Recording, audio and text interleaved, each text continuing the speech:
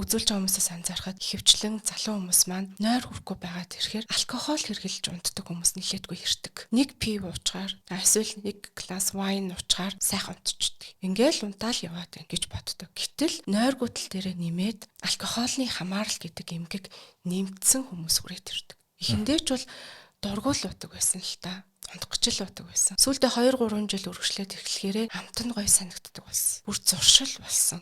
Гэт эмчтэр эрэхтэй 2 асуудал эмчлэх шаардлагатай ирдэг шүү. Тэгэхээр эрсдэлтэй зүйлээр өнөөдрийн нойроо хүргэснээс яг шинжлэх ухаанаар батлагдсан дэлхийн стандартад орсон аюулгүй, хор хөнөөлгүй тохирох эмчилгээгээ хийлгүүлээд өөрт байгаа асуудлаа шийдэрэй гэж зөвлөмөр байна. Өнөөдрийн энэ сэдв таны амьдралд хэрэг болох байх гэж найдаж байна. Таны өнөөдөр аль хэзээ өчигдөр эхэлсэн байгаа учраас та өдрийнхөө эхлэлийг зөв тавих болвол эрт орондоо орж гүн нойрсож унтахыг танд зөвлөж байна. 10 цагаас хойш унтсан байх юм бол та өглөө эрт хэдэн цагаас сэрэх нь бол нэг тийм том асуудал биш.